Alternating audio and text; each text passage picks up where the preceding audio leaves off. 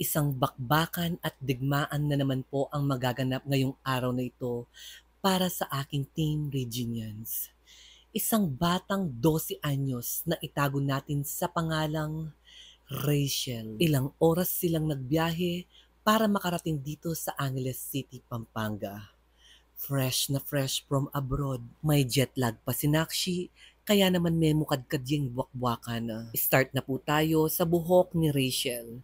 After natin pinaklarifying shampoo, nagnanomis po tayo at in-apply na po natin yung number 1 cream. Hinaluan ko po ng Arbiplex para nang sa ganon ay hindi po masira ang buhok ni Rachel dahil meron po siyang natural na kulay. Hindi po siya nagpakulay, natural na kulay ang kanyang buhok, lalo na dahil naliligo po siya ng mainit na tubig. Kaya mas lalo natin higit na kailangan yung mga band protector kagaya ng Arbiplex. After 30 minutes, suklayin at spray ng water para malagyan po yung part na hindi pa po nalagyan ng number 1 cream na pangriban.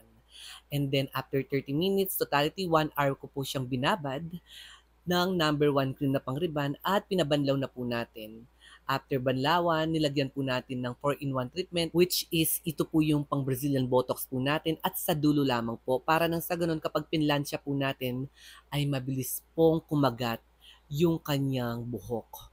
So eto po, ang pagpaplansya kailangan paper thin para pulido po ang ikalalabasan ng resulta ng buhok ni Rachel. After plansya, patuyuin lamang po ng malamig na blower at ilagay na po yung neutralizer, 30 minutes ibabad, then banlaw, then ilagay si Sistine, 30 minutes ibabad, and then banlaw, and then 4-in-1 treatment, ibabad ng 10 minutes, at dito na po tayo magkakaalaman kung meron nga bang back job ang ginawa natin sa buhok ni Rachel. At dito pa lamang po sa pagbo-blow dry, malalaman na po natin kung meron nga bang back job o hindi. Pero laking improvement na po ang buhok ni Rachel kumpara sa before po niya. At eto na po ang kanyang kinalabasan. Yung pinaka-final result niya, wala pa pong plansya-plansya yan.